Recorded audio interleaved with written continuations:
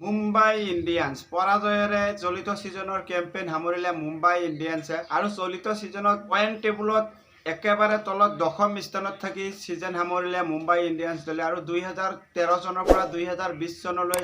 8টা ছিজনত 8বাৰেই চেম্পিয়ন হৈছিল মুম্বাই ইণ্ডিয়ানছ দলে আৰু বিগত 4টা বছৰত ধাৰাবাহিকভাৱে খাৰাপ প্ৰদৰ্শন কৰি গৈ আছে মুম্বাই ইণ্ডিয়ানছ দলে আৰু আজি লক্ষ্ণৌ ছুপাৰ জায়াণ্টৰ বিৰুদ্ধেও মুম্বাই ইণ্ডিয়ানছে 18 ৰানত পৰাস্ত হয়। মেচখনত লক্ষ্ণৌ ছুপাৰ জায়াণ্টে প্ৰথমে বেটিং কৰি 214 ৰান সংগ্ৰহ কৰিছিলে আৰু প্ৰথমৰে পৰা মুম্বাই ইণ্ডিয়ানছৰ বলাৰসকলে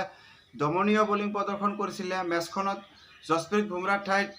অৰ্জুন তেণ্ডুলকাৰক স্থান দিয়া হৈছিল আৰু অৰ্জুন তেণ্ডুলকাৰে প্ৰথম পাৱাৰ প্লেৰ ভিতৰত ভাল বলিং কৰিছিলে, ইকনমিকেল বলিং কৰা দেখা গৈছিল। তাৰ লগতে বাকী বলাৰসকলেও ব্ৰেক থ্ৰু দিবলৈ পাইছিল লক্ষ্ণৌ ছুপাৰ জায়াণ্টৰ বেটাৰসকলক। লক্ষ্ণৌ ছুপাৰ জায়াণ্টৰ বেটাৰ দেৱদত্ত পাটিকালে গল্ডেন ডাকৰ সন্মুখীন হয়, 0 ৰানৰ স্কৰতে আউট হৈছিল দেৱদত্ত পাটিকলে। তাৰোপৰি মাৰ্কাছ ষ্টইনিছে KL ৰাহুলৰ লগত এটা ভাল পাৰ্টনাৰশ্বিপ কৰি দলক আগুৱাই লৈ যাব ধৰিছিলে, কিন্তু ছেট হোৱাৰ পিছতো 28 ৰানৰ স্কৰত আউট হয় আৰু দীপক হুড্ডাও 11 ৰানৰ স্কৰতে আউট হৈছিল 9টা বলৰ সন্মুখীন কৰি। উপৰ্যুপৰি 3টাকৈ উইকেট হেৰুৱাই লক্ষ্ণৌ ছুপাৰ জায়াণ্টে 180 ৰানৰ ভিতৰতে থমকি যাব এনে লাগিছিল আৰু প্ৰথম 10 অভাৰৰ ভিতৰত কেৱল মাত্ৰ 70 ৰানহে কৰিব পাৰিছিল আৰু পিছলৈ নিকোলাছ পুৰণে মিডিল অৰ্ডাৰত আহি যি এটা তুফানী ইনিংছ খেলিছিল, ইয়াৰ মূলতেই লক্ষ্ণৌ ছুপাৰ জায়াণ্টে ডাঙৰ স্কৰলৈ যাব পাৰিছিলে। আৰু KL ৰাহুলে প্ৰথমৰে পৰাই উপৰ্যুপৰি উইকেট যোৱাৰ কাৰণে যেন একেবাৰে কম ষ্ট্ৰাইক ৰেটত খেলি আছিল আৰু এনেও এটা সময় আছিল যেন ৰানতকৈ বলে বেছি খেলিছিল আৰু ঠিক তেনে সময়ত এনে লাগিছিল যেন KL ৰাহুল হয়তো চেলফিছ ইনিংছ খেলি আছে। ঠিক তেনে সময়তে নিকোলাছ পুৰণে যি ধুমুহা চলাইছিল মুম্বাই ইণ্ডিয়ানছৰ বলাৰৰ ওপৰত, সেই ধুমুহাৰ আগত যেন মুম্বাই ইণ্ডিয়ানছৰ বলাৰসকলে লাইন লেন্থ সকলো পাহৰি গৈছিল আৰু নিকোলাছ পুৰণে কেৱল মাত্ৰ 29টা বলৰ সন্মুখীন কৰি 75 ৰানৰ এটা তুফানী ইনিংছ খেলিছিলে নিকোলাছ পুৰণে এফালৰ পৰা তুফানী ইনিংছ খেলি থকা কাৰণে যেন লোকেশ ৰাহুলেও হাত খুলিবলৈ চান্স পালে আৰু লোকেশ ৰাহুলেও পিছলৈ এক্সিলেটৰ বঢ়াই দিয়ে আৰু 41টা বলৰ সন্মুখীন কৰি 55 ৰানৰ এটা ভাল ইনিংছ উপহাৰ দিছিলে লোকেশ ৰাহুল আৰু নিকোলাছ পুৰণে দুয়ো মিলি 109 ৰানৰ এটা ডাঙৰ পাৰ্টনাৰশ্বিপ কৰিছিলে, যাৰ কাৰণে লক্ষ্ণৌ ছুপাৰ জায়াণ্টে বিশাল স্কৰৰ দিশে যাব পাৰিছিলে। পিছলৈ নিকোলাছ পুৰণ আউট হোৱাৰ পিছত যেন লোকেশ ৰাহুলো আউট হয় আৰু উপৰ্যুপৰি দলৰ কেইটামান উইকেট হেৰুৱাই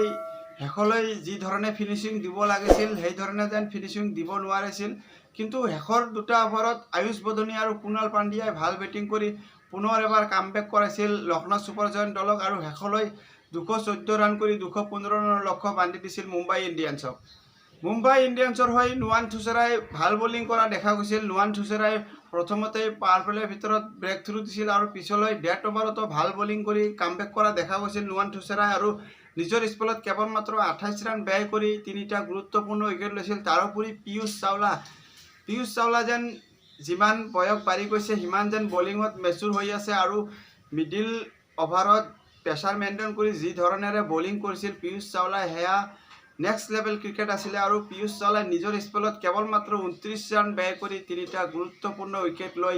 লক্ষ্ণৌ ছুপাৰ জায়াণ্টক উপৰ্যুপৰি ব্ৰেক থ্ৰু দিছিল, যাৰ কাৰণে হয়তো লক্ষ্ণৌ ছুপাৰ জায়াণ্টে 214 ৰানতে ৰখি গৈছিল, নহ'লে হয়তো আৰু 20 ৰান এক্সট্ৰা কৰিব পাৰিলেহেঁতেন লক্ষ্ণৌ ছুপাৰ জায়াণ্টে। তাৰোপৰি মেচখনত অৰ্জুন তেণ্ডুলকাৰে প্ৰথম 2টা অভাৰতে 10 ৰান ব্যয় কৰিছিল, যদিও পিছলৈ ডেথ অভাৰত আহি ব্যৰ্থ হৈছিল আৰু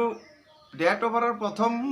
2টা বলতে যেন 2টা 6 খোৱাৰ পিছত কিছু ইঞ্জুৰিৰ কাৰণে বাহিৰত যাবলগীয়া হয় অৰ্জুন তেণ্ডুলকাৰে আৰু নিজৰ 2.2 অভাৰত 22 ৰান ব্যয় কৰিছিল অৰ্জুন তেণ্ডুলকাৰে আৰু 215 ৰানৰ লক্ষ্য আগত লৈ মুম্বাই ইণ্ডিয়ানছৰ বেটাৰসকলে ভাল আৰম্ভণি দিছিলে। ডুৱাল ব্ৰেভিছ আৰু ৰোহিত শৰ্মাই মিলি প্ৰথম উইকেটৰ জুটিত 88 ৰানৰ এটা পাৰ্টনাৰশ্বিপ কৰিছিলে, যাৰ কাৰণে মুম্বাই ইণ্ডিয়ানছেও যেন লক্ষ্ণৌ ছুপাৰ জায়াণ্টতকৈ সমানে আগুৱাই যাব পাৰিছিলে আৰু পিছলৈ ডুৱাল ব্ৰেভিছে আউট হোৱাৰ পিছত যেন সূৰ্যকুমাৰ যাদৱেও খাতাই খুলিব নোৱাৰিলে এইখন মেচত আৰু 0 ৰানতেই আউট হয় আৰু ঈশান কিষাণে 4 নম্বৰ স্থানত আহিও ব্যৰ্থ হয়, 14 ৰানৰ স্কৰতে আউট হৈছিল। 14 ৰানৰ স্কৰত আউট হৈছিল যদিও ঈশান কিষাণৰ আগতে অধিনায়ক হাৰ্দিক পাণ্ডিয়াও 16 ৰানৰ স্কৰতে আউট হয় আৰু নেৱাল ৱাডেৰাও 1 ৰানৰ স্কৰতে আউট হৈছিল। পিছলৈ ঈশান কিষাণে ক্ৰিজত কিছু থিয় হৈ নমান ধীৰৰ লগত এটা ডাঙৰ পাৰ্টনাৰশ্বিপ কৰিছিলে 68 ৰানৰ, যাৰ কাৰণে